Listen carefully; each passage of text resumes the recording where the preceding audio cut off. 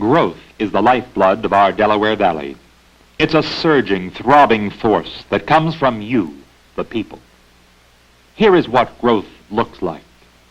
It has many faces: new factories, new homes, new schools, better roads, dark, rich farmland, many forms of transportation. Some other faces of growth are like these: storage buildings, large industrial plants, busy workers going home from work, crowded city streets, banks to protect and save your money, vital utilities to give us comfort and fill our needs, a free government of, by, and for the people, being able to worship where you choose to. Here is growth spread out before you in a panorama of beauty and strength. This is your Delaware Valley. And yet, with all this progress and steady growth, our social problems have also grown. That's why this group of people, representing labor and management, are hard at work on the DVUF campaign. Who are these people? Let's take a good, close look at them. This is Ferdinand W. Roebling III, DVUF President. Richard J. Hughes, Campaign Chairman. Herbert P. Spring, Industrial Division Chairman. Herbert E. Stites, Commercial Division Chairman. Surrogate John E. Curry, Public Division Chairman. Frank A. Schuhart, Special Groups Chairman. William S. Borden, Jr., Metropolitan Division Chairman. Walter Shelmut, AFL Representative. Anthony S. Zuccarella, CIO Representative. James A. Waldron, Vice President of Member Services. Herbert D. Rathbun, Vice President of Admissions and Budgets. Mrs. John W. Tramberg, DVUF Secretary. And Freddie Walker, Vice President of Public Relations. Everyone can do his or her part by giving once where you work, giving your fair share. This year, more than ever before, we are counting on your help. While these DVUF leaders continue to plan their work for the 1959 DVUF campaign, we have a movie of importance to all of us in the Delaware Valley.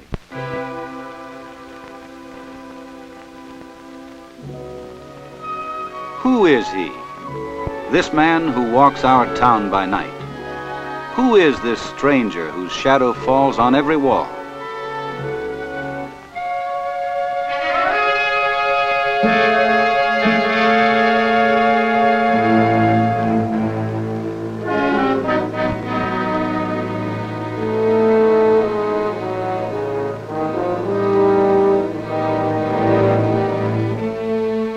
Who is this stranger who walks our streets almost unseen and unnoticed?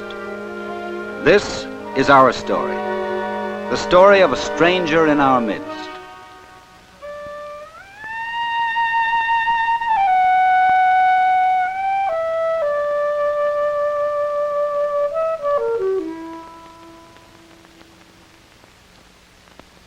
Perhaps you have brushed by him yourself on a summer's evening, or walked with him on a sunlit sidewalk in the afternoon. He moves through our town restlessly day and night. There are some in our town who have come to know him well because he has touched their lives in an unforgettable way. As long as they live, they will remember the face of a stranger.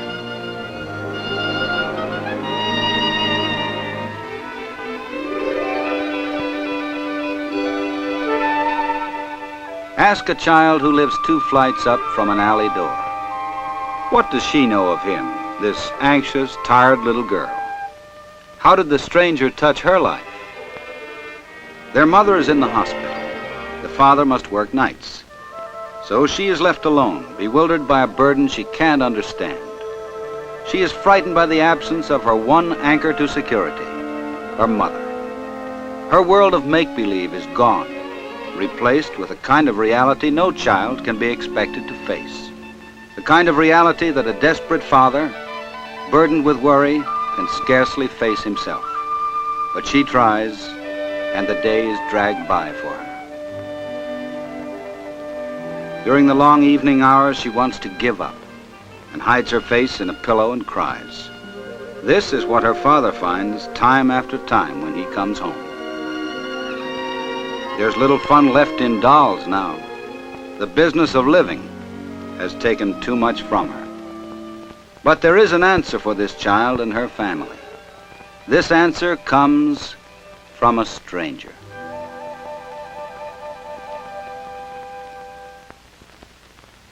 In the dark, quiet hours of the night, our town becomes aware of a family and children in trouble. The next morning, a worker from one of our many services visits the home. She learns from the father that it will be weeks, perhaps months, before the mother can come home. A temporary home, they decide, must be found for the children. It is the aim of our agencies to keep families together, and so wheels are put in motion to keep this family safe and secure until the mother can return. Through the watchfulness and help of the stranger, and through the agencies in our town which provide protection and care for the troubled, the homeless, the orphaned, the little girl who bore a burden beyond her years can return to her dolls and the world of make-believe.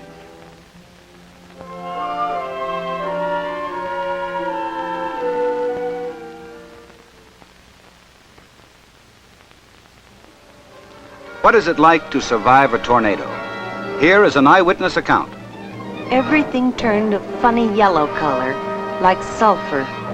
My husband and little girl and I went out into the yard to watch the cloud. We'd never had a tornado before, and we thought this was just a bad storm.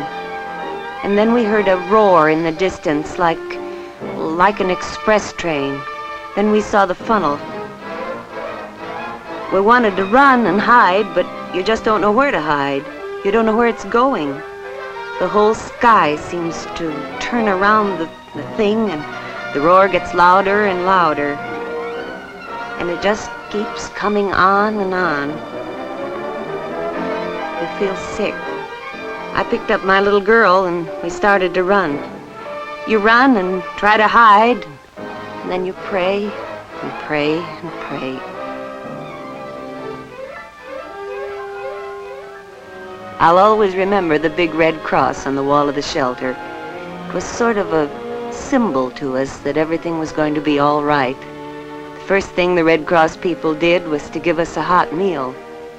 All of us had lost everything we owned, but the Red Cross people seemed to know just what to do. It made us feel better, and the shock began to wear away. And I guess most of us looked at our youngsters and we counted our blessings. We were alive, and we knew the Red Cross would help us get straightened out.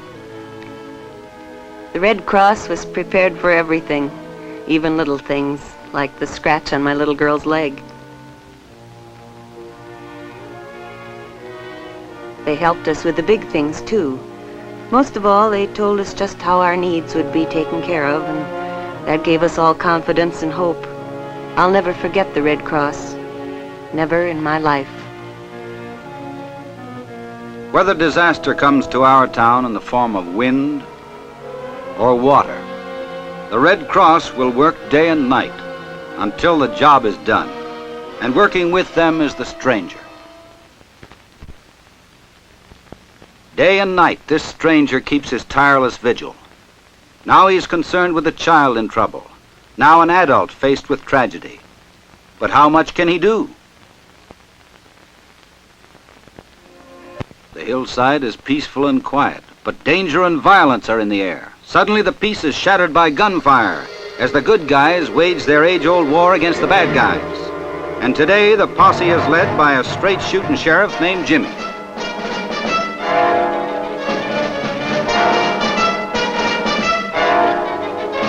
The air is filled with flying lead, and with the rustlers on the run, Jimmy's posse begins the chase.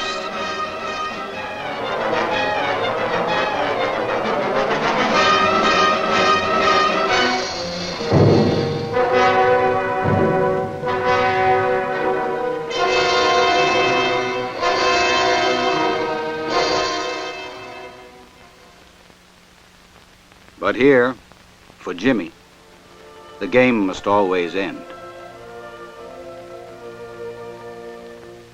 And the sheriff becomes a little boy again.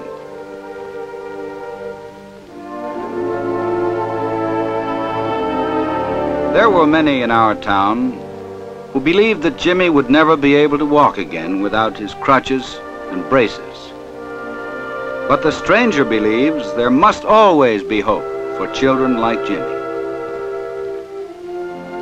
And so he gave Jimmy hope and a chance, just as he gives a chance to so many children of all ages who face trouble and problems far beyond their years, who makes it possible for youngsters to find themselves through the youth services in our town. It is he who, through these services, provides a place where youth can find itself, protects the tiny lives that have been abandoned or orphaned.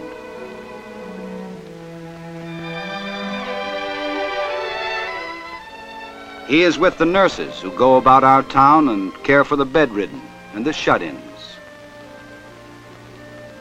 But who is he, this stranger in our midst, this man who gives hope to those who have lost their hope? Who is he that offers a chance to those who would have no chance? The crippled, the homeless, the troubled, all know him. Jimmy, too, knows him. You see, the stranger is you. Even though you are a stranger, unknown and unseen by these troubled people, you can give them new hope. You give them hope when you make your single gift in this campaign, when you unite with others in supporting our work. Jimmy and others like him will walk as long as you are there. Open your arms. You are the stranger.